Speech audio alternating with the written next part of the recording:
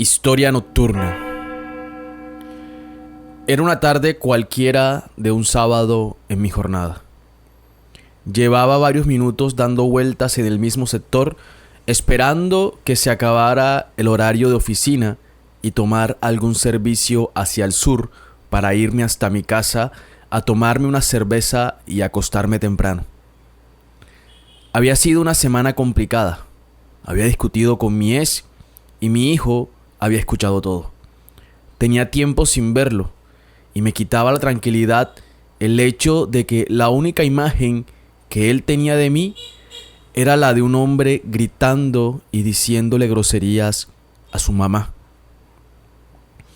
Para esos días ya estaba al borde de la culpa. Me sentía agobiado y no trabajaba hasta más de 5 de la tarde. Quería a toda costa regresar a mi cama y durar el mayor del tiempo posible allí. Pero además, las deudas me estaban asfixiando. Había tenido un problema financiero y otro con las apuestas. Me había quedado sin el capital que me había entregado mi mamá para montar un restaurante. Había vendido partes de mis pertenencias para seguir jugando en los casinos. Lo único que me quedaba era el taxi, y era con este que apenas subsistía. Pero ya ni eso estaba logrando. Con razón me había dejado Amanda.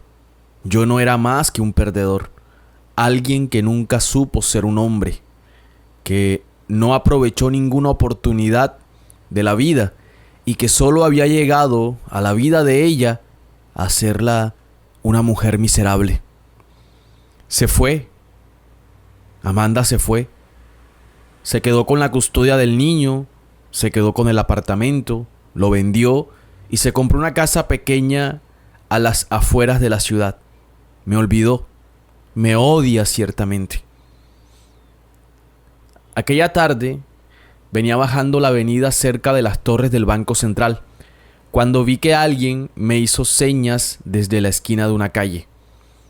Frené esperando a que se acercara, pero pude ver por el retrovisor que estaba esperándome. Di reversa y cuando llegué hasta el punto era un callejón largo que parecía estrellarse con un muro del banco. A un costado había una puerta que apenas y se notaba. Esta se abrió y de ella salió, entre luces rojas y blancas, una mujer despampanante.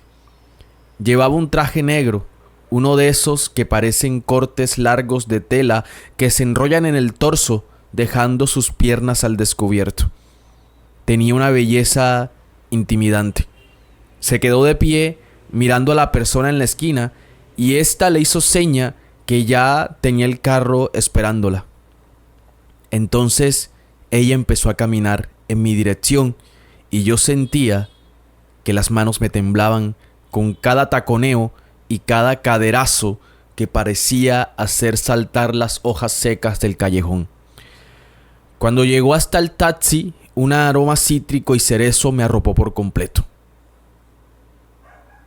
¿A dónde va?, le pregunté. A cobrar una deuda, me dijo. ¿Y va usted sola? No necesito más. Uno tiene que encargarse de sus asuntos, me dijo ella. ¿Y es una deuda de plata?, pregunté dudando. Perdón, no debí preguntar eso, dije retractándome.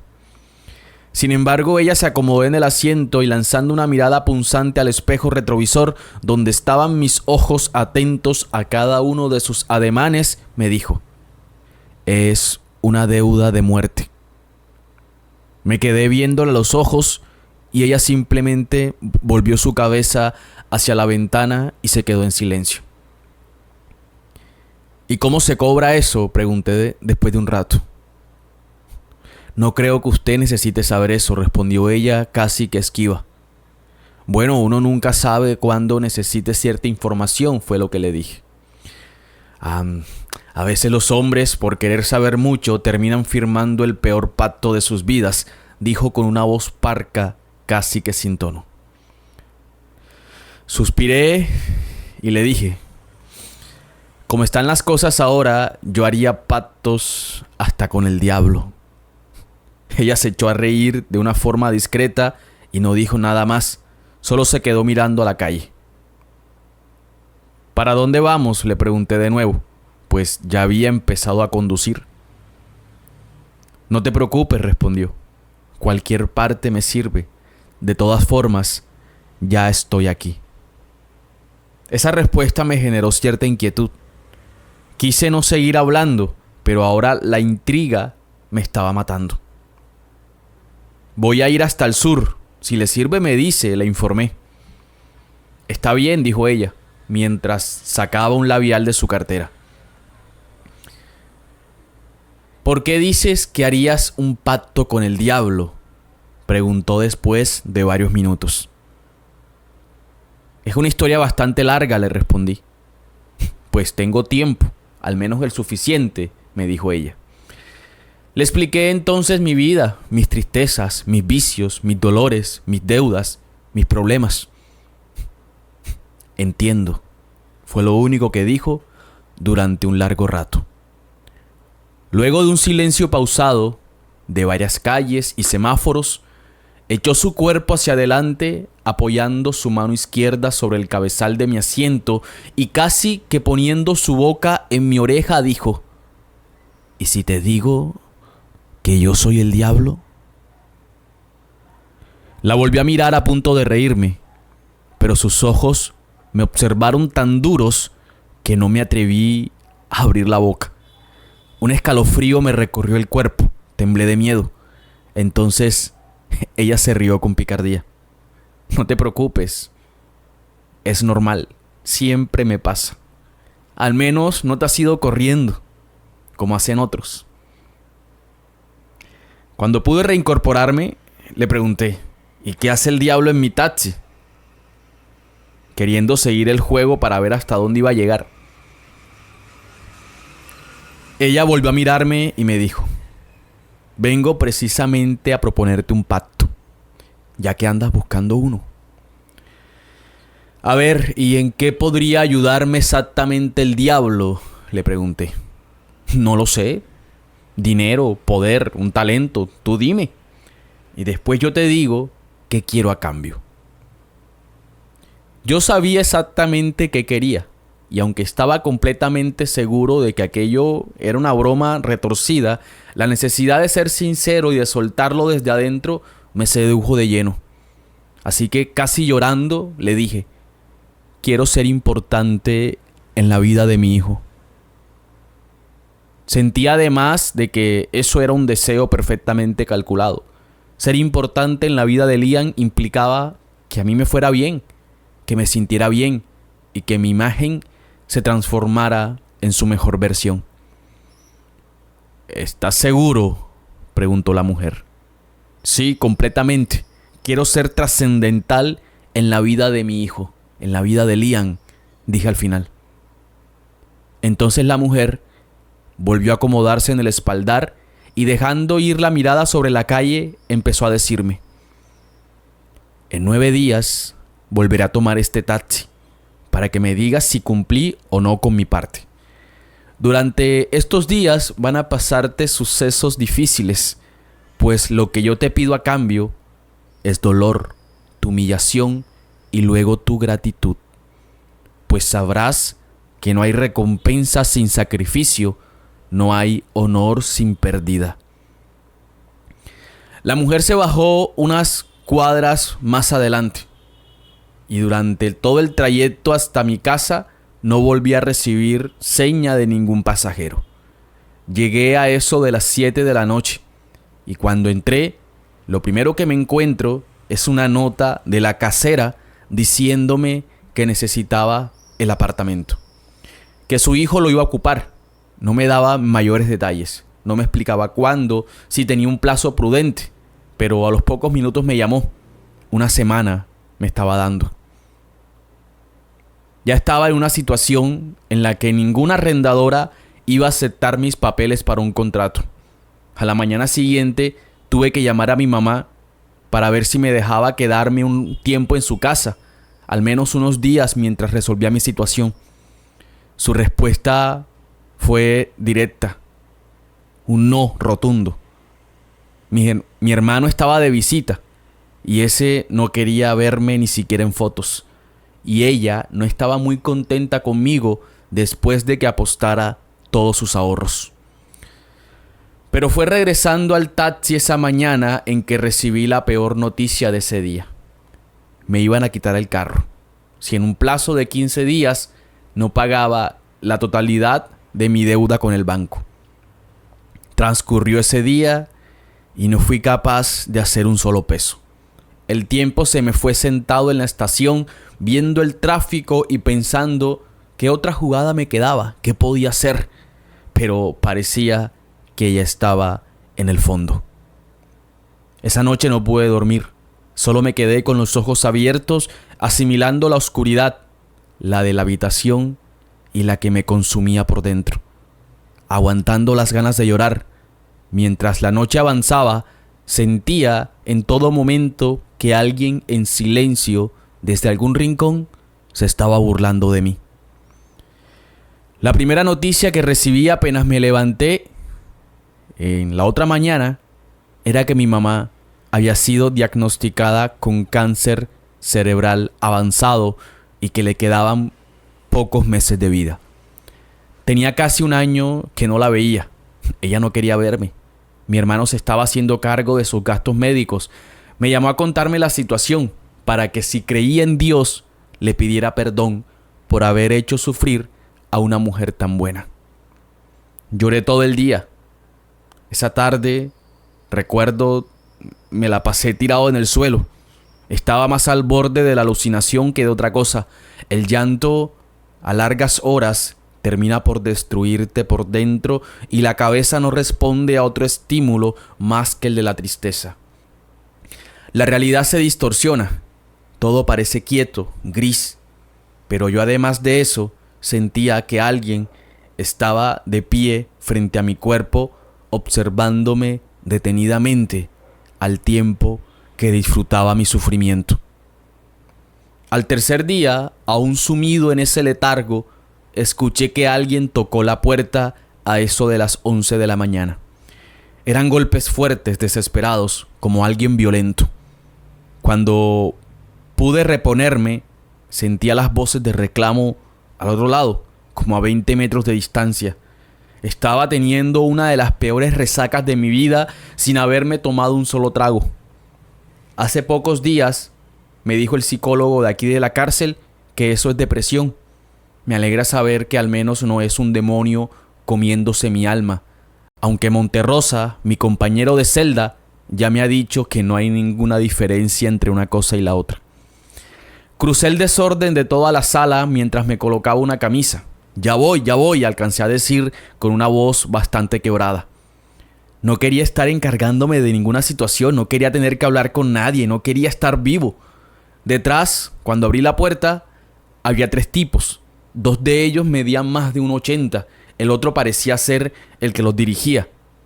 Uno de los tipos gigantes me puso una mano en el pecho, me pegó de golpe a la pared, revisó con la mirada el apartamento y luego regresó a mí entregándome un sobre de papel. Trataba de recordar dónde los había visto antes. Reconocía de alguna parte la insignia en el pecho de sus camisetas. A uno de ellos creo haberlo llevado en el taxi, pero estaba tan desorientado que no daba para conectar ninguna idea. Pero luego, al ver quién firmaba el sobre, organicé todas las ideas que tenía que organizar. Estaba en el peor de las situaciones. Nada podía empeorar, ¿o sí? Cuando me senté en la mesa a revisar el contenido del sobre, sentí unos pasos acercarse detrás de mí, pero al voltear no había nadie. Eso sí, la sensación de que alguien estaba en alguna parte mirándome persistía con más fuerza. El sobre estaba firmado por un hombre al que le dicen Camaleón, un tipo al que yo le debía dinero junto con un amigo. Habíamos estado tratando de evadirlo, pero en esta ciudad nadie está oculto. El sobre contenía adentro un dedo meñique y la foto de mi amigo sentado en la barra del casino con una mano puesta sobre el mesón, mientras enfrente de él estaba el tipo que había ido a entregarme el sobre. Este sostenía un cuchillo de carnicero, esperando la orden de camaleón, al tiempo que apartaba el dedo meñique de mi amigo del resto de su mano. No había ningún plazo escrito. Solo decía: ya te encontramos. ¿Cuándo me pagas? Esa misma tarde me llamó Amanda. Habían expulsado a Liam de la escuela. La razón: había golpeado a un compañero que se burló de él por haber sido el único niño al que su papá no fue a acompañarlo el día de la bandera, es decir, el día anterior. Amanda me lo había dicho con tiempo. Liam había pasado toda la noche haciendo una bandera con mi nombre.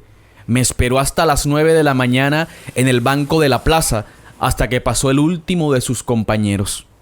Al no verme llegar, le pidió el favor a otro amigo de si los dejaba marchar junto con ellos. Le pedí a Amanda que me dejara hablar con él, pero no fue necesario, porque el teléfono estaba en altavoz. Apenas Liam escuchó mi petición, estalló en llanto diciendo: no quiero verte más, no quiero saber de ti nunca, no eres mi papá. Y ahí se cortó la llamada.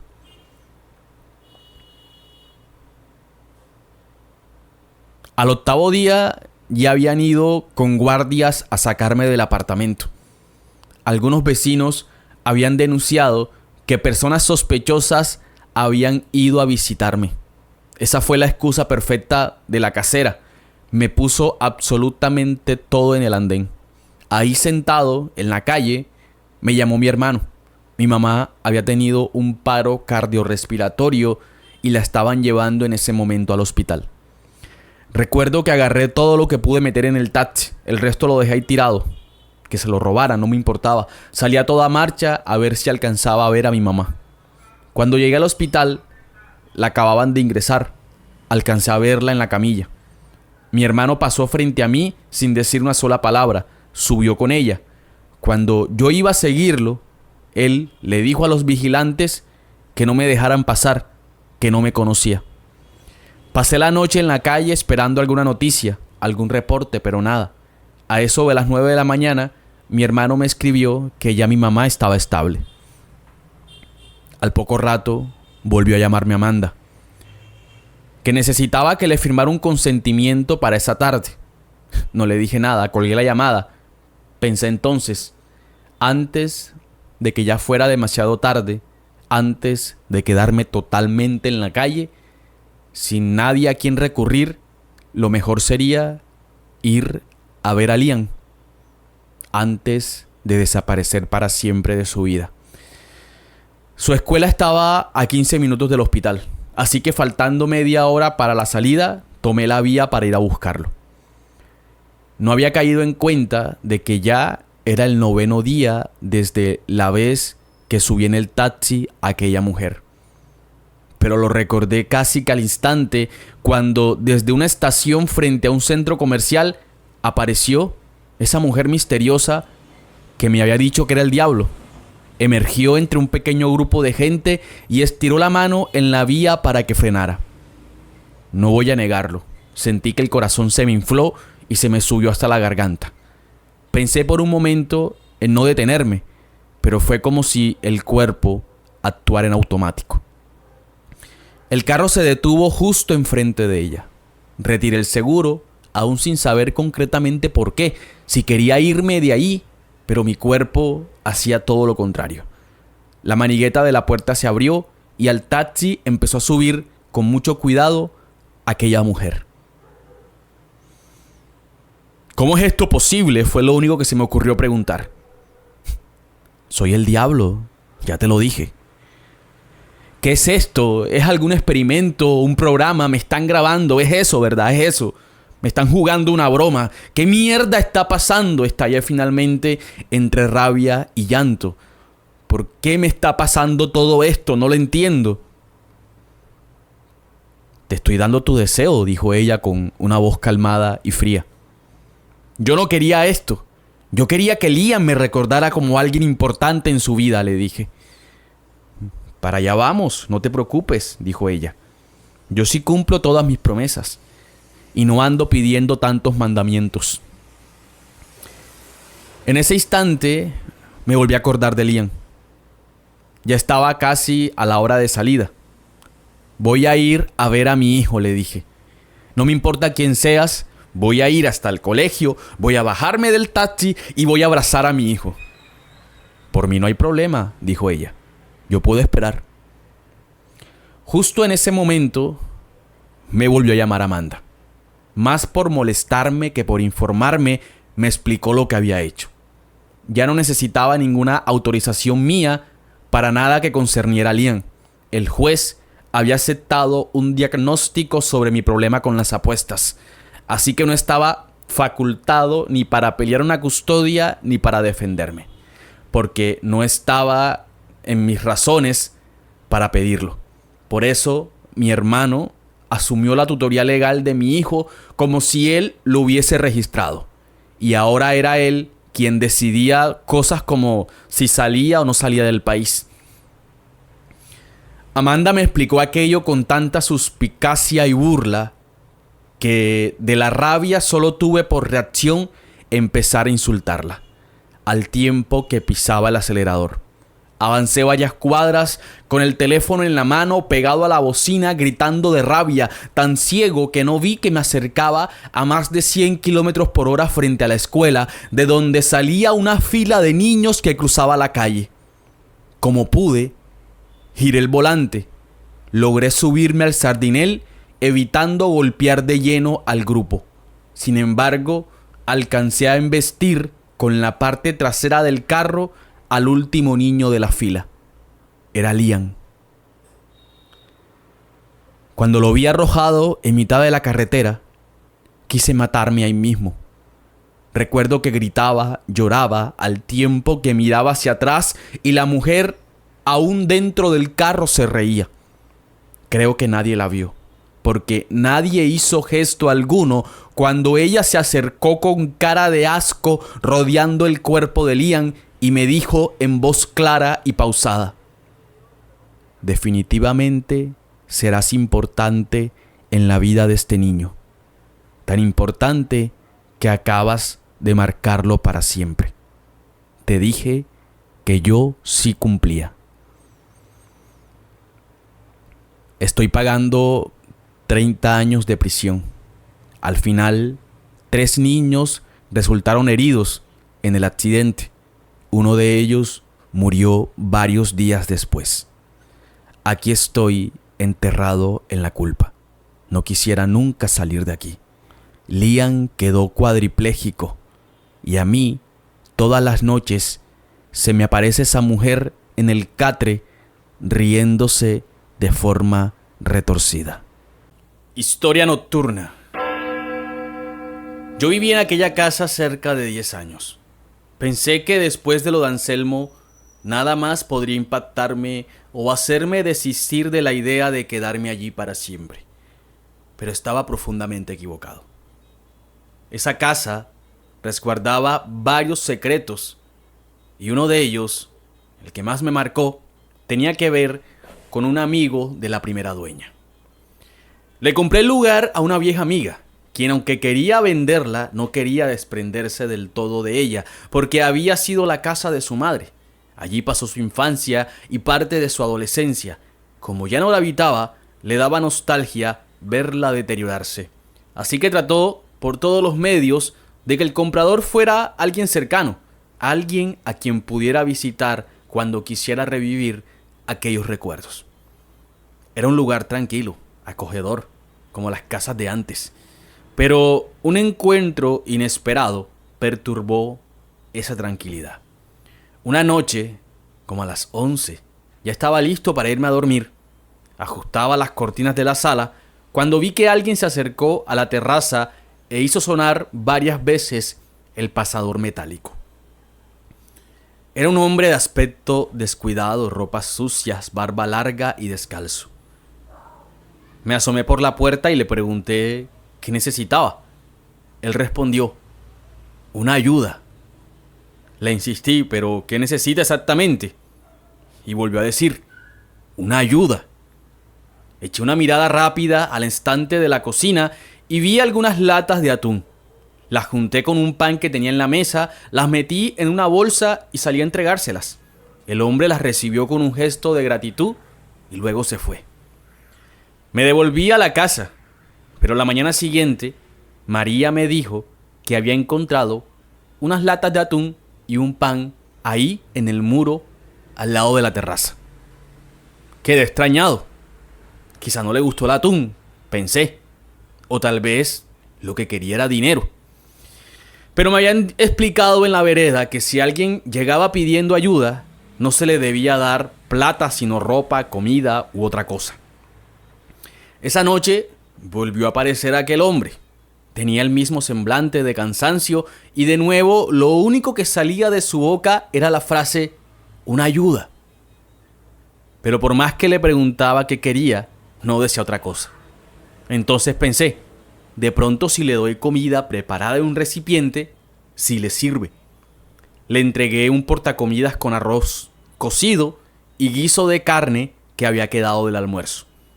Esta vez me quedé afuera esperando a que se lo llevara o que se lo comiera, pero el hombre hizo una venia de gratitud, puso el portacomidas en el muro y se marchó. Oiga, oiga, le grité, pero no respondió. Lo vi dar media vuelta en la esquina y cuando me decidí a alcanzarlo, ya no estaba por ninguna parte. Si vuelvo otra vez no le voy a dar nada, dije molesto. Esa tercera noche me quedé hasta tarde en la sala, esperando a ver si se atrevía a regresar. Pero dieron las 11 y ni sombra del tipo. Cuando ya iba para mi cuarto, escuché que tocaron la reja. Me asomé por la ventana y ahí estaba. Por un momento pensé en no salir, en simplemente ignorarlo, pero el hombre insistía. Estuvo por más de 15 minutos golpeando la reja sin pausa. Abrí la puerta con evidente molestia, con intención de reprenderlo, pero él dio un paso hacia atrás y agachó la cabeza como apenado. Solo pude suspirar para disipar la rabia. Hombre, ¿qué es lo que quiere?, le pregunté, conteniendo las ganas de insultarlo. Esta vez no dijo nada, solo extendió su mano izquierda que llevaba empuñada, como ofreciéndome algo. ¿Qué es?, le pregunté, pero no respondió. No le voy a recibir nada, le dije, y volví a cerrar la puerta. El hombre siguió regresando por varios días más, hasta que una mañana, ya cansado de la situación, llamé a mi amiga para ver si sabía algo. Al describirle a aquel hombre, me dijo que sí, que sabía quién era. Era un amigo de su mamá, que vivía en una de las veredas altas. Era un hombre con una enfermedad mental, pero inofensivo. Iba casi todas las tardes a jugar parqués con la señora Piedad. Comía allí, se bañaba y luego regresaba a su choza, que no eran más que tablas apiladas en el monte en donde dormía y pasaba la mayor parte del día, ahí cerca de una quebrada. Me contó que muchas veces quisieron ayudarlo, pero él se negaba a abandonar ese lugar. Se sabía muy poco de él, solo que era pariente de una familia con una finca cercana, pero un día empezó a mostrar signos de enfermedad mental y prácticamente lo abandonaron. La gente de la vereda era quien no lo dejaba morir de hambre. Desde que falleció la señora Piedad, la mamá de mi amiga, bajaba muy poco, así que era raro verlo por allí. Le dije que el hombre parecía querer entregarme algo, y ella me respondió que seguramente era alguna piedra o alguna cosa que se había encontrado. Siempre hacía ese tipo de regalos a la señora Piedad. No quise preguntar más para no poner en duda su historia, pero había cosas que me parecían fuera de lugar. Esa noche el tipo regresó. Sabía que no iba a decir más nada que una ayuda, así que no tuve ninguna intención de preguntarle alguna cosa. Solo me acerqué a él esperando que extendiera la mano. No puedo describir con exactitud lo que sentí cuando lo tuve a casi 1 metro de distancia. Fue como una sensación de vacío mezclada con desesperación. Me hizo temblar las piernas. Quise retroceder de inmediato, pero el hombre extendió su mano y cuando abrí la palma debajo de su puño, dejó caer un montón de pepitas negras como si fueran las cuencas de un collar. Al final quedó sobre mi mano una cruz negra como de 2 centímetros de largo. Supe entonces que aquello era un rosario desarmado. No pronuncié una sola palabra, me sacudí las manos y me metí asustado a la casa, arrepentido de haber hecho eso, pensando en que pudo haber sido algo peligroso, no sé. No pude dormir de la intranquilidad que aquello me generó, porque entre otras cosas sentía una presión rara en mi cabeza. Los pensamientos me daban vueltas y no dejaba de ver en mi mente el rostro demacrado de aquel hombre al tiempo que escuchaba el sonido de las cuencas del rosario cayendo en el suelo. Peor fue cuando a la mañana siguiente mi amiga me devolvió la llamada. Había averiguado algo y lo que tenía por decirme iba a sonar raro, pero según ella podía ayudarme. Me dijo que el gato, como le decían en la vereda a aquel hombre, llevaba varias semanas desaparecido. Un campesino encontró su cambuche destrozado. Al parecer un árbol le cayó encima durante un aguacero. No había rastro de su cuerpo por ninguna parte. Lo más probable era que el agua lo hubiese arrastrado, ya que cerca de su choza se formaba un arroyo que al desbordarse cubría gran parte del terreno. Esa noticia no me tranquilizó para nada. Me preguntaba, ¿qué haría si esa noche volvía a aparecer ese hombre? Pero la historia podía ponerse peor. Mi amiga agregó que algunos en el pueblo decían que sus hermanas le habían echado brujería para que no heredara la finca de sus padres.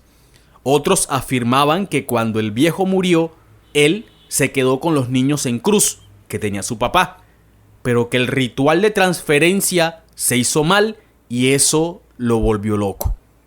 Primero empezó a escuchar voces, luego a ver cosas en la casa, hasta que un día amaneció queriendo matar a sus hermanas. Y éstas ordenaron a varios empleados a que le dieran una paliza que lo dejó casi moribundo. Desde ese entonces, dicen, quedó fuera de sí y se dedicó a caminar por el monte como un ermitaño. Solo hablaba con 2 personas, la señora Piedad y otra mujer que vivía en un caserío cercano. Ella, según mi amiga, era quien podía explicarme lo que estaba pasando, pero que lo más probable es que el gato estuviera muerto. ¿Qué podía hacer yo ante esa situación? ¿Cómo se resuelven asuntos con un muerto con el cual yo no tenía nada que ver? Esa noche el gato volvió a tocar la reja de mi casa. Esta vez se veía más delgado y deteriorado. Me encerré, atormentado por su presencia, y a la mañana siguiente salí a buscar a la otra mujer de la que mi amiga me había hablado. Después de mucho preguntar, algunos me miraron extraño. La mujer tenía fama de bruja, salía poco, pero la visitaban personas foráneas para hacerle encargos. Vivía a media hora de allí, en una colina solitaria, rodeada de matorrales, árboles y enredaderas que arropaban su pequeña casa. El lugar era sombrío, desprendía un aroma denso como a plantas hirviendo, humedad y sangre. Al acercarme a la puerta entreabierta, una voz ronca emergió de la oscuridad del lugar. «Hoy no estoy trabajando. Venga el domingo», me dijo. «Vengo a averiguar por el gato», le expliqué. «El gato está muerto», respondió ella. «Pero está yendo a mi casa en las noches. ¿Qué hago?» «Ah, tú eres el que compró la casa de Piedad». Sí, soy yo. ¿Cómo hago para que ese hombre me deje en paz?» «Sencillo, tienes que ayudarlo». «¿Pero cómo? No sé qué debo hacer». «Piedad tenía el otro rosario», me dijo ella. «¿Cuál rosario? No sé de qué me está hablando». En ese momento, la puerta se abrió por completo y la luz del día iluminó el rostro de una mujer decrépita que apenas podía sostenerse con la ayuda de un bastón improvisado. «Es como este», dijo extendiendo su mano derecha. Colgaba de ella un rosario de cuencas negras y brillantes. El gato tenía un problema y Piedad quería ayudarlo, pero la vida no le alcanzó. Ella debió haber guardado entre sus cosas un rosario como este, igual al que él llevaba colgado en el pecho para que ella pudiera encontrarlo si algo le pasaba. Entonces, ¿eso es lo que me quiere decir? Eso, dijo ella, que lo ayudes a descansar. ¿Y si no hago nada y si simplemente lo ignoro?, le preguntaba. Pues seguirá yendo a tu casa hasta que un día se quede allí como un errante. Tú sabes lo que es un errante, ¿verdad?, me preguntó. Y además, el rosario empezará a reclamar otro vínculo. Y lo más probable es que sea contigo. Entonces me explicó que aquel rosario no era un rosario cristiano, sino algo que en la brujería se conoce como rosario reverso y que solo pueden crear las discípulas de una potencia llamada Melchora. Este comúnmente se prepara para encontrar a alguien que se sabe va a morir, pero que lleva en su cuerpo algún trabajo espiritual, ataduras, secretos o niños en cruz. Como bien se sabe, este tipo de trabajos no dejan que el alma descanse en paz y tampoco dejan que el cuerpo se una con la tierra. El rosario crea un vínculo con el portador de dicho trabajo y quien cuenta sus cuentas mientras camina es capaz de dar con el cuerpo del difunto. Aquel rosario se lo había entregado ella a la mismísima Piedad, porque sabían que el gato cargaba con los niños en cruz, y como siempre andaba solo caminando por la montaña, corría el peligro de morirse sin que nadie supiera dónde. Y como yo había recibido las cuentas del rosario directamente del gato, había aceptado entonces hacerle ese favor. El rosario lo estuvimos buscando María y yo durante varios días, mientras que cada noche aquel hombre tocaba mi reja a la misma hora. Ya ni siquiera salía a verlo, su presencia me impacientaba y me llenaba de temor. Sentía que tenía el tiempo en contra, que algo se estaba acabando. Pensé incluso en irme de esa casa, pero según lo que me dijo la Mercedes, como le decían a la bruja, tarde o temprano, en cualquier lugar que fuese, el gato iría a buscarme a pedir ayuda. El rosario apareció finalmente en el lugar menos esperado y también en uno que me inquietaba bastante. Desde que me había mudado, eran pocas las cosas que había cambiado de lugar en la casa. Sentía que todo estaba bien organizado, perfecto tal como estaba. En especial la decoración de las paredes. La mayoría eran óleos preciosos de paisajes y flores, como el que tenía en mi cuarto, donde un ramo de corales rojos y amarillos decoraba el lienzo. Justo detrás de este cuadro estaba escondido el rosario. Lo tomé entre las manos e hice todo tal cual me dijo la Mercedes. Caminé hasta el punto donde estaba el cambuche del gato y ahí empecé a contar las cuentas. Había que hacerlo pasando el rosario de la mano derecha a la izquierda, regresando una vez cada 9 vueltas. Así lo hice, pero no sentía que nada extraño ocurriera, ni veía nada fuera de lo común. Estuve allí cerca de 1 hora, repitiendo y repitiendo el proceso, hasta que al final me convencí de que todo era una farsa. Sentía que de algún modo me estaban engañando. ¿Con qué propósito? No sé. Pero justo cuando me disponía a regresar, un hombre apareció en el camino. Parecía un campesino común y corriente, pantalón sucio, camisa manchada y medio abotonada, cabello enmarañado y el machete envainado. Pero había algo en su presencia que no era normal. No sé si eran sus ojos opacos o la mueca que se le formaba en la boca, como si algo le diera asco. Solo me quedé viéndolo en silencio mientras avanzaba hacia él y él hizo lo mismo. Cuando estuvimos cerca, sentí que el corazón se me quería salir, que la presión se me bajaba como si me fuera a desmayar. Fue una sensación idéntica a la que tuve cuando el gato dejó caer las cuencas del rosario sobre mi mano. Sabía que había algo raro en ese hombre, pero no entendía qué. Cuando quedamos espalda con espalda, sentí un aleteo estruendoso levantarse sobre mí y vi una sombra que me cubrió totalmente. Era inmensa y estaba justo detrás de mí. No hice más que correr, sin voltear a ver qué era lo que me perseguía. En un punto que me sentía sin escapatoria, me tiré por una peñasca y al rodar caí de frente contra una ceiba enorme que estaba casi llegando a la quebrada. Allí lo encontré finalmente. No sé qué era lo que me perseguía, pero me llevó hasta el punto indicado en donde estaba el gato, cuyo cuerpo permanecía inerte recostado al tronco de aquella vieja ceiba. Tenía una herida enorme en la cabeza, la boca abierta y los ojos blancos. Todo indicaba que había sido arrastrado por la corriente y que como pudo logró salir hasta ese punto. Y aunque parecía llevar días allí, pues algunas plantas ya empezaban a roparle las piernas, su cuerpo se veía intacto. Su semblante no era el de un muerto. Tenía incluso la impresión de que me escuchaba, como si todavía estuviera consciente.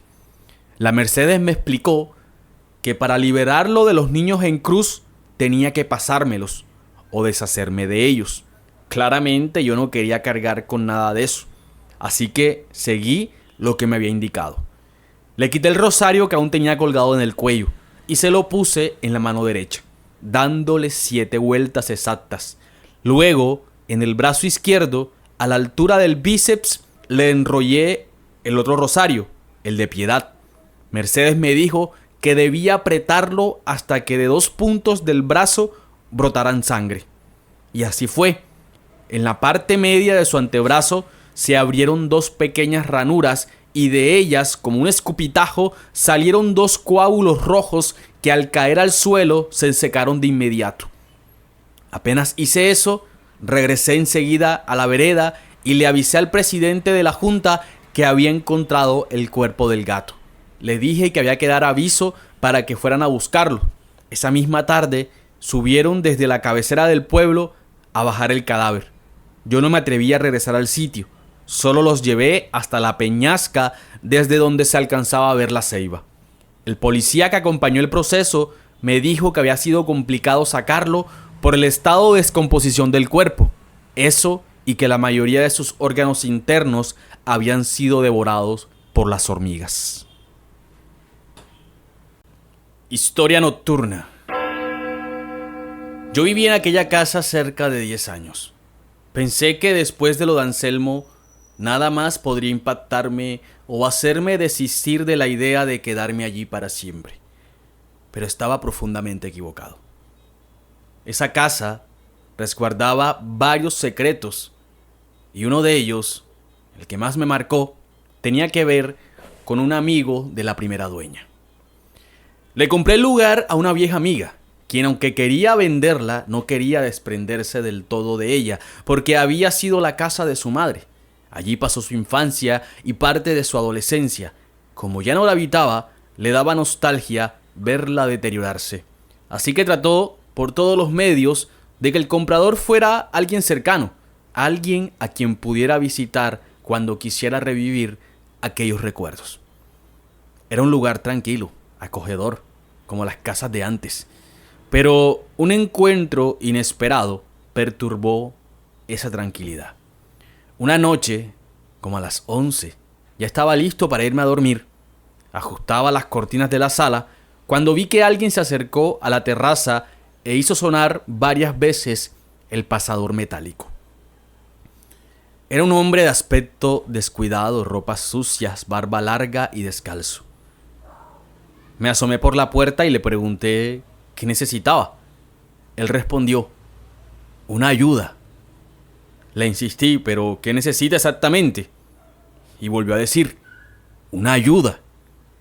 Eché una mirada rápida al estante de la cocina y vi algunas latas de atún. Las junté con un pan que tenía en la mesa, las metí en una bolsa y salí a entregárselas. El hombre las recibió con un gesto de gratitud y luego se fue. Me devolví a la casa, pero la mañana siguiente María me dijo que había encontrado unas latas de atún y un pan ahí en el muro al lado de la terraza. Quedé extrañado. Quizá no le gustó el atún, pensé. O tal vez lo que quería era dinero. Pero me habían explicado en la vereda que si alguien llegaba pidiendo ayuda, no se le debía dar plata, sino ropa, comida u otra cosa. Esa noche volvió a aparecer aquel hombre. Tenía el mismo semblante de cansancio y de nuevo lo único que salía de su boca era la frase «una ayuda». Pero por más que le preguntaba qué quería, no decía otra cosa. Entonces pensé, de pronto si le doy comida preparada en un recipiente, sí le sirve. Le entregué un portacomidas con arroz cocido y guiso de carne que había quedado del almuerzo. Esta vez me quedé afuera esperando a que se lo llevara o que se lo comiera, pero el hombre hizo una venia de gratitud, puso el portacomidas en el muro y se marchó. «Oiga, oiga», le grité, pero no respondió. Lo vi dar media vuelta en la esquina y cuando me decidí a alcanzarlo, ya no estaba por ninguna parte. «Si vuelvo otra vez no le voy a dar nada», dije molesto.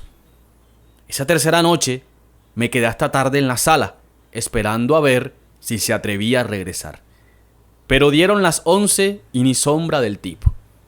Cuando ya iba para mi cuarto, escuché que tocaron la reja. Me asomé por la ventana y ahí estaba. Por un momento pensé en no salir, en simplemente ignorarlo, pero el hombre insistía. Estuvo por más de 15 minutos golpeando la reja sin pausa.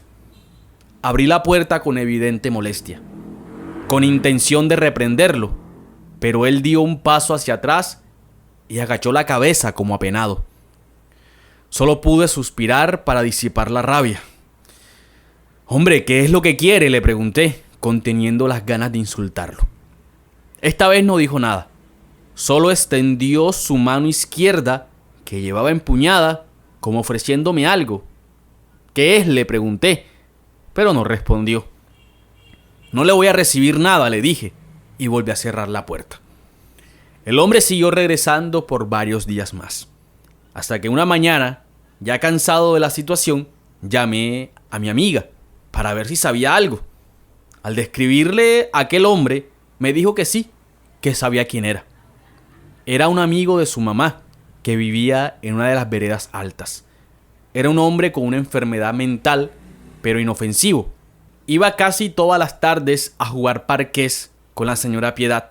Comía allí, se bañaba y luego regresaba a su choza, que no eran más que tablas apiladas en el monte en donde dormía y pasaba la mayor parte del día, ahí cerca de una quebrada. Me contó que muchas veces quisieron ayudarlo, pero él se negaba a abandonar ese lugar. Se sabía muy poco de él, solo que era pariente de una familia con una finca cercana, pero un día empezó a mostrar signos de enfermedad mental y prácticamente lo abandonaron. La gente de la vereda era quien no lo dejaba morir de hambre. Desde que falleció la señora Piedad, la mamá de mi amiga, bajaba muy poco, así que era raro verlo por allí. Le dije que el hombre parecía querer entregarme algo, y ella me respondió que seguramente era alguna piedra o alguna cosa que se había encontrado. Siempre hacía ese tipo de regalos a la señora Piedad. No quise preguntar más para no poner en duda su historia, pero había cosas que me parecían fuera de lugar. Esa noche el tipo regresó. Sabía que no iba a decir más nada que una ayuda, así que no tuve ninguna intención de preguntarle alguna cosa. Solo me acerqué a él esperando que extendiera la mano. No puedo describir con exactitud lo que sentí cuando lo tuve a casi 1 metro de distancia. Fue como una sensación de vacío mezclada con desesperación. Me hizo temblar las piernas. Quise retroceder de inmediato, pero el hombre extendió su mano y cuando abrí la palma debajo de su puño, dejó caer un montón de pepitas negras como si fueran las cuencas de un collar. Al final quedó sobre mi mano una cruz negra como de 2 centímetros de largo. Supe entonces que aquello era un rosario desarmado. No pronuncié una sola palabra, me sacudí las manos y me metí asustado a la casa, arrepentido de haber hecho eso, pensando en que pudo haber sido algo peligroso, no sé. No pude dormir de la intranquilidad que aquello me generó, porque entre otras cosas sentía una presión rara en mi cabeza. Los pensamientos me daban vueltas y no dejaba de ver en mi mente el rostro demacrado de aquel hombre al tiempo que escuchaba el sonido de las cuencas del rosario cayendo en el suelo. Peor fue cuando a la mañana siguiente mi amiga me devolvió la llamada. Había averiguado algo y lo que tenía por decirme iba a sonar raro, pero según ella podía ayudarme. Me dijo que el gato, como le decían en la vereda a aquel hombre, llevaba varias semanas desaparecido. Un campesino encontró su cambuche destrozado. Al parecer, un árbol le cayó encima durante un aguacero. No había rastro de su cuerpo por ninguna parte. Lo más probable era que el agua lo hubiese arrastrado, ya que cerca de su choza se formaba un arroyo que al desbordarse cubría gran parte del terreno. Esa noticia no me tranquilizó para nada. Me preguntaba, ¿qué haría si esa noche volvía a aparecer ese hombre? Pero la historia podía ponerse peor. Mi amiga agregó que algunos en el pueblo decían que sus hermanas le habían echado brujería para que no heredara la finca de sus padres. Otros afirmaban que cuando el viejo murió, él se quedó con los niños en cruz que tenía su papá, pero que el ritual de transferencia se hizo mal y eso lo volvió loco. Primero empezó a escuchar voces, luego a ver cosas en la casa, hasta que un día amaneció queriendo matar a sus hermanas. Y éstas ordenaron a varios empleados a que le dieran una paliza que lo dejó casi moribundo. Desde ese entonces, dicen, quedó fuera de sí y se dedicó a caminar por el monte como un ermitaño. Solo hablaba con dos personas, la señora Piedad y otra mujer que vivía en un caserío cercano. Ella, según mi amiga, era quien podía explicarme lo que estaba pasando, pero que lo más probable es que el gato estuviera muerto. ¿Qué podía hacer yo ante esa situación? ¿Cómo se resuelven asuntos con un muerto con el cual yo no tenía nada que ver? Esa noche el gato volvió a tocar la reja de mi casa. Esta vez se veía más delgado y deteriorado. Me encerré, atormentado por su presencia, y a la mañana siguiente salí a buscar a la otra mujer de la que mi amiga me había hablado. Después de mucho preguntar, algunos me miraron extraño. La mujer tenía fama de bruja, salía poco, pero la visitaban personas foráneas para hacerle encargos. Vivía a media hora de allí, en una colina solitaria rodeada de matorrales, árboles y enredaderas que arropaban su pequeña casa. El lugar era sombrío, desprendía un aroma denso como a plantas hirviendo, humedad y sangre. Al acercarme a la puerta entreabierta, una voz ronca emergió de la oscuridad del lugar. «Hoy no estoy trabajando. Venga el domingo», me dijo.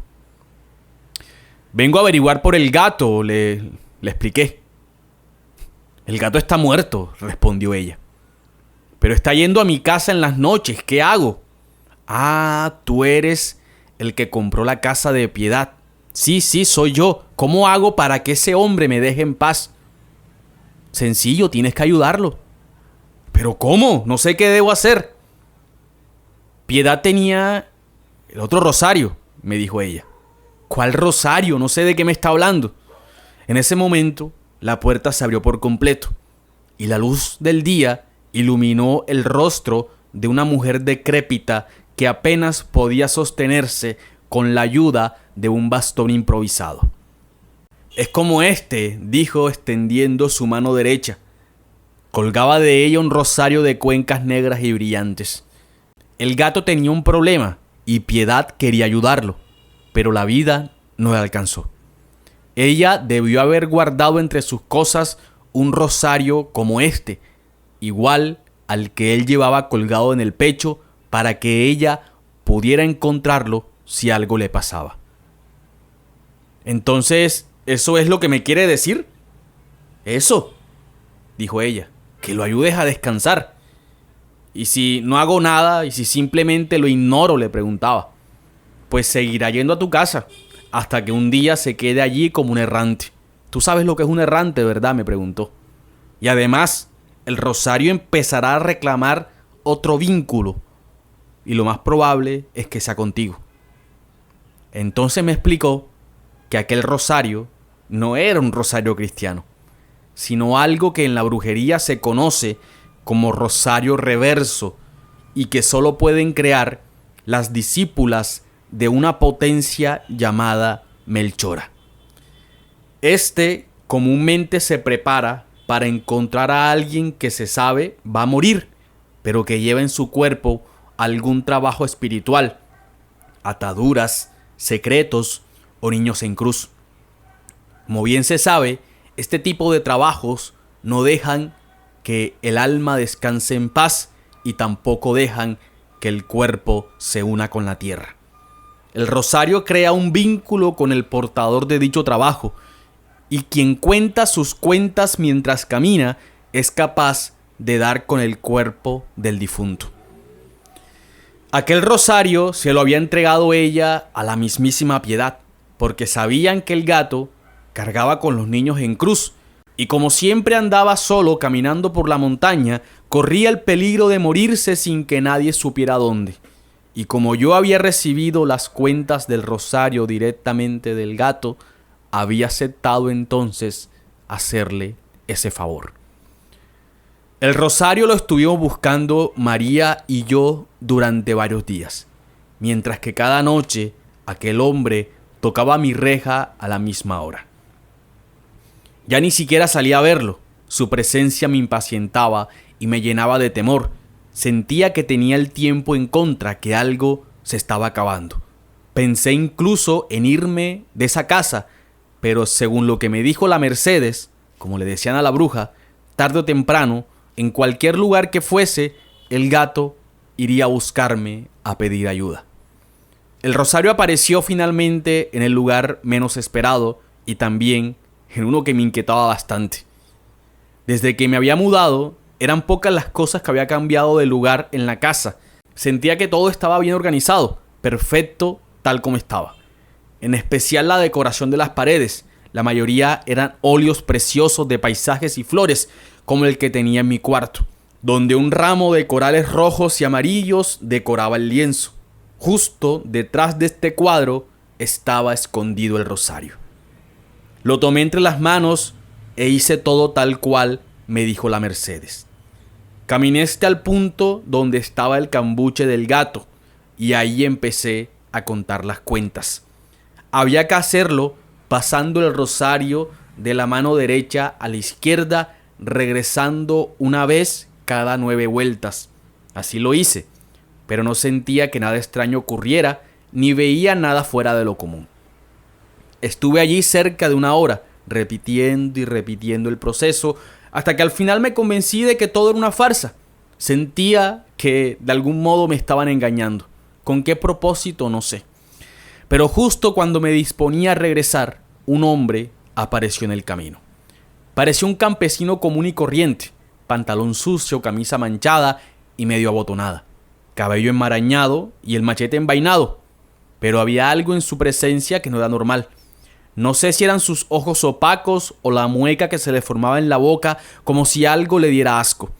Solo me quedé viéndolo en silencio mientras avanzaba hacia él y él hizo lo mismo. Cuando estuvimos cerca, sentí que el corazón se me quería salir, que la presión se me bajaba como si me fuera a desmayar. Fue una sensación idéntica a la que tuve cuando el gato dejó caer las cuencas del rosario sobre mi mano. Sabía que había algo raro en ese hombre, pero no entendía qué. Cuando quedamos espalda con espalda, sentí un aleteo estruendoso levantarse sobre mí y vi una sombra que me cubrió totalmente. Era inmensa y estaba justo detrás de mí. No hice más que correr, sin voltear a ver qué era lo que me perseguía. En un punto que me sentía sin escapatoria, me tiré por una peñasca y al rodar caí de frente contra una ceiba enorme que estaba casi llegando a la quebrada. Allí lo encontré finalmente. No sé qué era lo que me perseguía, pero me llevó hasta el punto indicado en donde estaba el gato, cuyo cuerpo permanecía inerte recostado al tronco de aquella vieja ceiba. Tenía una herida enorme en la cabeza, la boca abierta y los ojos blancos. Todo indicaba que había sido arrastrado por la corriente y que como pudo logró salir hasta ese punto. Y aunque parecía llevar días allí, pues algunas plantas ya empezaban a arroparle las piernas, su cuerpo se veía intacto. Su semblante no era el de un muerto. Tenía incluso la impresión de que me escuchaba, como si todavía estuviera consciente. La Mercedes me explicó que para liberarlo de los niños en cruz tenía que pasármelos o deshacerme de ellos.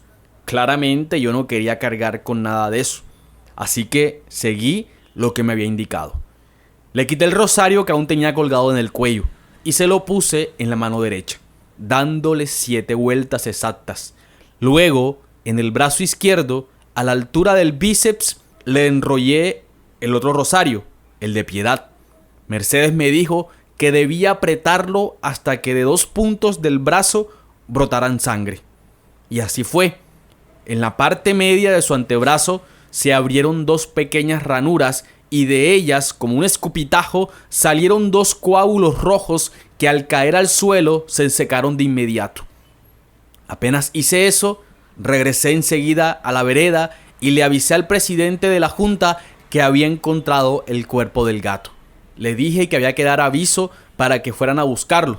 Esa misma tarde subieron desde la cabecera del pueblo a bajar el cadáver. Yo no me atreví a regresar al sitio. Solo los llevé hasta la peñasca desde donde se alcanzaba a ver la ceiba. El policía que acompañó el proceso me dijo que había sido complicado sacarlo por el estado de descomposición del cuerpo. Eso y que la mayoría de sus órganos internos habían sido devorados por las hormigas.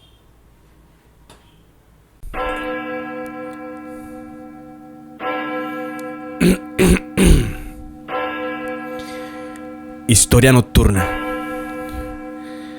Aquella noche estaba tomando con unos amigos.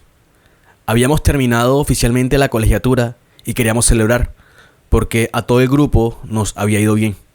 Así que fuimos a una discoteca en el centro de la ciudad para pasar un buen rato entre amigos. En eso se nos hizo la madrugada, y pues como en esta provincia cierran los establecimientos temprano, y nosotros todavía teníamos ganas de seguir celebrando, empezamos a preguntarnos entre nosotros para qué otro lugar podíamos irnos. Ahí con nosotros estaba un muchacho, primo de una de mis amigas. Habíamos bailado varias canciones y sinceramente no me parecía una persona de desconfiar. Debo admitir que me gustaba un poco. En una de esas bailadas, él me dijo que yo le parecía una diosa de algo, no recuerdo bien con claridad. Pero yo me eché a reír, algo tímida, pues bueno, el muchacho me parecía lindo y yo no estaba muy acostumbrada a andar recibiendo halagos. El caso es que nos fuimos para la casa de uno de mis compañeros y estando allá, el muchacho me dice que ahí cerca había una fiesta que si lo acompañaba a ver el ambiente y regresábamos al rato. Yo le comenté esto a mi amiga en secreto y ella me dijo que no había lío, que él era buena persona, que además estaba soltero, por si le quería seguir la cuerda. En todo caso le dije que estuviera pendiente al teléfono, que cualquier cosa yo le mandaba un mensaje de emergencia.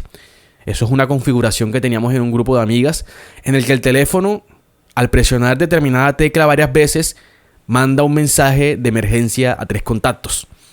Nos tomamos un par de tragos, ahí donde mi compañero, bailamos un rato y como a la media hora le dije que sí, que lo iba a acompañar, siempre y cuando no fuera tan lejos y que no nos demoráramos mucho. Me dijo que no había problema, que solo quería saludar, tomarse algo y regresar, que en todo caso la estaba pasando bien conmigo. En el trayecto me enteré que en realidad él iba a cobrar una paga. Me dijo que había hecho un trabajo de diseño por un político y el señor le había dicho que fuera a buscar el dinero hasta allá. Yo no le vi nada raro, de verdad, los políticos son así. Llegamos a la fiesta y esta era en una casa enorme. Una casa que siempre había visto en ese barrio, pero siempre cerrada. Pues estaba rodeada por un jardín de bugambillas que cubría toda la vista. Y al entrar me di cuenta que era más grande de lo que pensaba. De principio tenía una zona verde gigantesca en donde había mesas, fuentes, licor, gente embriagada y divirtiéndose. Todo muy opulento, eso sí. Pero la verdadera fiesta era dentro de la casa. Ambos pasamos después de que en la entrada un par de tipos nos interrogaran y nos revisaran de arriba abajo. Había un montón de gente que se notaba eran de buena posición económica. Todos estaban muy alocados, consumiendo todo tipo de sustancias. La música la ponía un DJ en vivo. Había meseras en ropa interior, una barra de cócteles, una tarima con pasarela, muchas botellas y extravagancias.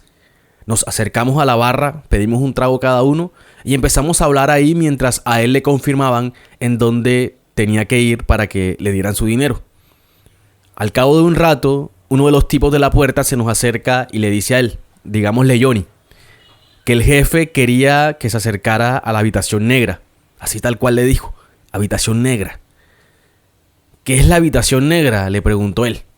Ya vas a saber, solo no digas nada. Y si tienen celulares, póngalos en silencio porque el patrón está en medio de una sesión. Pero si quieres yo espero a que termine, no hay problema, le dijo Johnny. No, dijo el hombre. Él pidió expresamente que entraras, porque quiere mostrarte algo. Esto lo dijo el tipo en un tono que no da espacio a más preguntas. Así que nos dirigió al fondo de la casa, por un pasillo largo después de la cocina.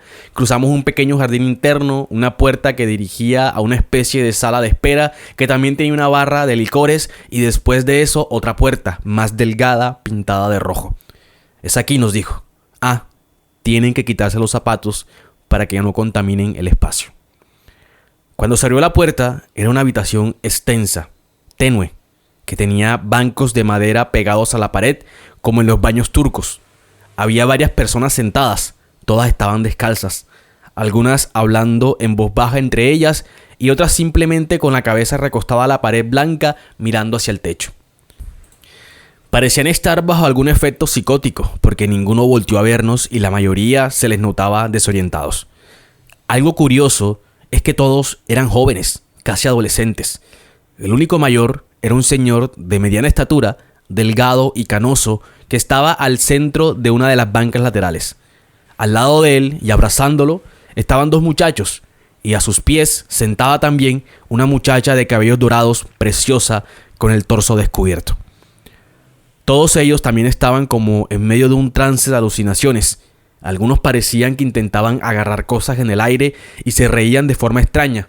El señor, quien era el político que Johnny andaba buscando, nos hizo seña de que nos acomodáramos en algún asiento cercano que estaba desocupado. Sírvanse lo que quieran, dijo en una voz tambaleante. Y si le entran a la diversión, también hay lo que gusten, nos dijo. Si no, ahí hay trago, el que quieran. Eso sí, trago fino, nada de baratijas. Siéntanse como en su casa, que hoy les gasto yo. Johnny se le acercó y le dio la mano. Qué pena molestarlo con esto, señor, le dijo. Es que mañana tengo un compromiso y necesito resolver algunas urgencias económicas. Ya me estás cobrando, Johnny, le dijo el viejo mirándolo con cara de pocos amigos. Luego se echó a reír. No te asustes. Ya te traen lo tuyo y un regalito. ¿Esa es tu novia?, le preguntó señalándome. No, dijo él, tímidamente. Luego como que agarró aliento y le dijo, no todavía.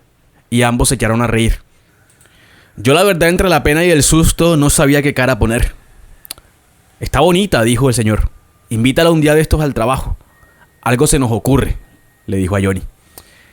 En eso pasaron como 20 minutos.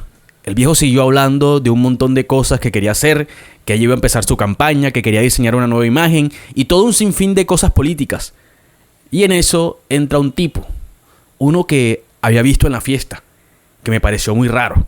Era muy delgado, ojeroso, con la cara llena de manchas rojas y pocos cabellos. Era como si estuviera enfermo. Se acercó de manera tímida, nos saludó con un gesto torpe y luego se agachó frente al viejo y le dijo que ya lo habían traído. ¿Qué hacía? ¡Qué bien!, dijo el viejo. Tráelo enseguida. ¿Y los invitados?, preguntó el tipo, refiriéndose a nosotros. Que se queden, de pronto les interesa. El tipo nos miró de pies a cabeza y luego de unos segundos asintió y se fue. A los 5 minutos regresó junto con otras 3 personas que traían consigo algo tapado en una sábana blanca. Yo miré a Johnny buscando una respuesta y él solo se encogió de hombros. ¿Nos vamos?, le pregunté. Esperemos un rato, fue lo que me respondió. Entonces el viejo nos miró. Esto, en realidad, es una secta de poder. Empezó a decir así de repente, sin dejarnos procesar nada. Hace rato te quería decir esto, Johnny, porque me parece que tienes madera. Todos estos muchachos son mis protegidos. Yo les doy todo. Viven bien, con comodidades, estudian en las mejores universidades, tienen las mejores atenciones y todo se los pago yo. Por si te interesa. Ah, y a tu amiga también. ¿Qué tienen que hacer? Pues fácil, ya van a ver. Ellos se reúnen conmigo aquí una vez al año. Nos divertimos, nos damos placer mutuo. Yo los veo, ellos me ven. Pero lo más importante es la cena de agradecimiento, lo que están a punto de ver. Aquí es donde vemos quiénes tienen el espíritu listo para el siguiente paso. Y yo creo que tú eres uno de esos, Johnny. Cuando dijo esto, el tipo extraño que aún seguía de pie allí a un lado, el flaco, tiró la sábana blanca y delante de nosotros se reveló una estatua de un material negro brillante como de mármol. Era una figura humana, con una cabeza larga y cuernos torcidos que apuntaban hacia los lados como los de una cabra. Pero lo más aterrador eran sus ojos. Se veían reales como los de una persona. Además porque eran la única parte de la escultura que no parecía de piedra sino de carne. Tenía párpados, pestañas y esa apariencia viva que parecía que te estaban mirando. El tipo raro salió un minuto de la habitación y luego regresó con 2 hombres más que tenían cada uno 3 morrales cilíndricos. Estos los abrieron y los vaciaron alrededor de la escultura. Casi no pude disimular la impresión cuando vi que eran muchos billetes, todos de $100, montones de billetes. Nunca había visto tanto dinero junto en mi vida. Pero lo verdaderamente aterrador era lo que venía. Luego que terminaron de acomodar los billetes alrededor de la figura, el viejo, el político, se tomó algo que tenía en un frasco, dio varias bocanadas de aire, luego inclinó la cabeza y se quedó ahí por unos 3 minutos como si hubiese quedado inconsciente. Pero al poco tiempo reaccionó de un sobresalto, como paranoico. Se puso de pie y empezó a exhalar con una fuerza mientras los ojos se le hinchaban hasta que se le pusieron totalmente rojos. Toda su cuenca se puso roja. No se le veía siquiera las pupilas. Pero además, parecía que ya no era consciente de su comportamiento. Sacaba la lengua y emitía un ruido parecido al susurro de varias personas, al tiempo que su cuerpo daba pequeños saltos abriendo y cerrando las manos en una actitud frenética, enferma. Yo en ese momento, sin querer saber qué era lo que pasaba, quise ponerme de pie para irme de allí. Pero uno de los tipos, de los que habían traído los maletines, sin mediar palabra, me puso el brazo en el pecho y me sentó a la fuerza en la banca de nuevo, haciéndome señas de que tenía que esperar. El viejo, después de un rato, pareció recobrar el sentido. Se inclinó delante de la figura como haciéndole una reverencia y sacó un papel de su bolsillo en donde tenía anotado 3 números. Luego le pasaron 3 velas y encendió cada una encima de cada número. Mi miedo aumentó cuando una pequeña sombra se estiró de la base de la escultura y una de las velas se puso totalmente negra y se consumió en el acto, como tragada por un soplo de fuego. Ahí mismo el viejo hizo una seña y lo levantaron. Ahora se veía más decrépito, más acabado y sin fuerzas. Lo que pasó a continuación, no hay forma en que no lo recuerde sin que no me den náuseas. Aparecieron 2 tipos más, con traje blanco como de cocineros. Estaban manchados de sangre y barro. Entraron cargando unas ollas enormes de donde emanaba un olor pestilente que pude sentir apenas hicieron presencia. Todo eso, lo que había en las ollas, se lo echaron encima a la estatua. Aquello era un montón de sangre revuelta con tripas y no sé qué más cosas asquerosas. Ni siquiera logro recordar bien la cantidad de asquerosidades que vi esparcirse en el suelo de ese cuarto. Incluso me pareció ver partes humanas. Todo muy turbio como para no sentirme afectada al relatarlo. Cuando todo eso cayó encima de la escultura, que se escurrió por el suelo y cubrió gran parte de los billetes, todas las personas que estaban ahí, como en estado de somnolencia, se abalanzaron a los pies de la figura y mientras lo besaban y acariciaban, se comían las tripas regadas encima de los billetes. Luego, con las manos sucias de esa sangre, iban y pasaban sus manos por la cara del viejo y éste se las besaba lentamente. Yo no aguanté más y solté el vómito. Enseguida mandaron a sacarme. Por poco me desmayo ahí. Solo alcancé a escuchar que alguien le dijo a Johnny: ojo con lo que dicen. Por eso no te doy mayor detalle sobre en qué provincia ocurrió esto, pero por la forma de actuar de ese viejo y las cosas que hacía, me di cuenta que muchos son los políticos que hacen este tipo de cosas aquí en este país. Aquella mañana llegué a mi casa exhausta, mareada, con la cabeza que se me quería estallar. Mis amigas dicen que pasaron por mí, pero yo no me acuerdo de muchas cosas. Johnny estuvo llamándome todo el día, pero yo no daba para procesar lo que había visto. Pasé horas llorando metida en el baño porque sentía que tenía un olor a sangre pegado en la piel. Duré varios días en un estado de psicosis y estrés tal que me daba pánico salir a la calle. Una noche, estando en mi cama, me puse a orar para ver si con eso se me calmaban los constantes ataques de ansiedad. Y de repente, cuando ya estaba terminando la oración, que levanto el rostro, la luz de mi cuarto se apaga y siento que tocan la puerta. Cuando salgo a ver, alumbrando con una linterna que tengo siempre en el nochero, lo primero que me encuentro es que había una rata muerta en todo el pasillo cerca de mi cuarto. Era enorme, como un conejo. Estaba boca arriba, con la barriga inflada y la cabeza llena de gusanos entrando y saliendo de ella. Llamé gritando desesperada a mi mamá, quien subió corriendo desde la cocina.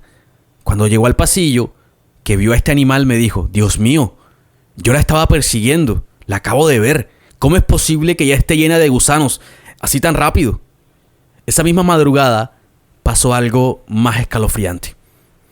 Ya cuando alcancé el sueño, que pude quedar dormida, de la nada sentí que una gota de un líquido tibio me cayó en el rostro.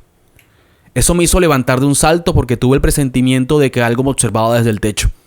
Pero cuando miré hacia el cielo falso, me di cuenta de que había una sombra de humedad gigante que goteaba un agua pestilente en todo el centro de la habitación. Era como si llevara tiempo allí, pero no era tiempo de lluvia, ni habíamos tenido averías recientes. Aún así no quise pensar nada malo. Quizás es el sistema de recolección que esté filtrado, me dije. Pero cuando me vi en el espejo, lo que tenía en la cara no era agua, sino sangre. Entré en pánico. Mi mamá trataba de calmarme dándome agua, pero yo gritaba desesperada en el suelo. Estando allí tirada, casi que asfixiándome de la angustia y el miedo, abrí los ojos porque una presión repentina me golpeó la cabeza. Y en ese instante la vi. Primero fue una sombra, pasando por el vano de la puerta como saliendo apresurada de mi cuarto. Ya la había visto antes, pero creía que eran alucinaciones mías provocadas por el estrés. Pero luego miré a mi mamá a los ojos y vi que su rostro se llenó también de pánico. Ella también estaba sintiendo aquella presión cerca de nosotras. Fue en ese instante cuando esa cosa se me apareció y supe que no estaba loca. Ahí estaba esa criatura diabólica. Era idéntica a la escultura. Estaba parada en la puerta del cuarto. Solo la veía en la penumbra, la mitad del cuerpo, pero ahí estaba. Mi mamá no fue capaz de voltear. Solo vi cómo los ojos se le abrieron de par en par, llenos de terror, y que su piel se erizó. Se tapó la boca, aguantando las ganas de gritar, y solo alcanzó a decir: «Cristo mío, ¿esto qué es?». Me abrazó con fuerza y diciéndome que no me preocupara, comenzamos a orar. Cuando ella comenzó a recitar una oración que yo no conocía, empecé a sentirme mareada, como si me fuera a desmayar. Todo empezó a hacerse oscuro y durante todo ese tiempo la sombra estaba ahí mirándonos. Pero el mareo no era más que algo dentro de mi cuerpo queriendo salir y que me estaba dejando sin fuerzas. De repente empecé a vomitar sin control, un líquido transparente y espeso como gelatina, hasta que la garganta se me abultó, doblando casi todo su tamaño. Dice mi mamá que los ojos se me hincharon y las venas de la cara se me marcaron formando surcos rojos en mi piel. Recuerdo que hice un sobreesfuerzo para mantenerme consciente y como pude, expulsé un trozo enorme de algo por la boca. No sé qué era, pero era horrible. Era de color blanco con líneas rojas, asqueroso. Parecía carne en mal estado y desprendía un olor a sangre podrida. Cuando eso salió de mi cuerpo, sentí como la presión en mi cabeza desapareció. Tuve que aprender a cuidarme espiritualmente, consagrarme y retomar el hábito de la oración, pues aquella experiencia me dejó quebrada, muy débil, llena de miedos.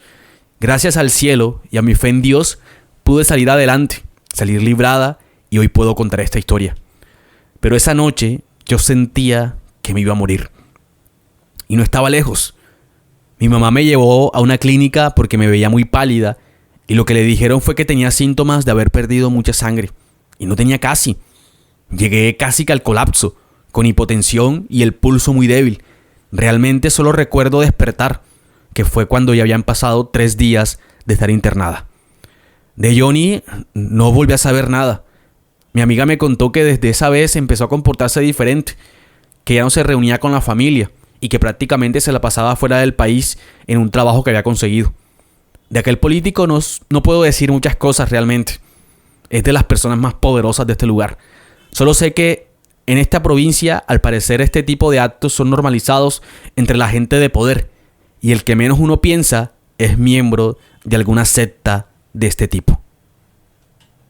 Este canal se sostiene gracias al apoyo de todos ustedes, así que no olviden darle me gusta, suscribirse y dejar su comentario. En la descripción del video estaré dejando las formas que tienen de hacer donaciones a este proyecto. Recuerden no desconectarse de esta gran comunidad que se llama Historia Nocturna. Nos vemos en la próxima historia. Chao, chao.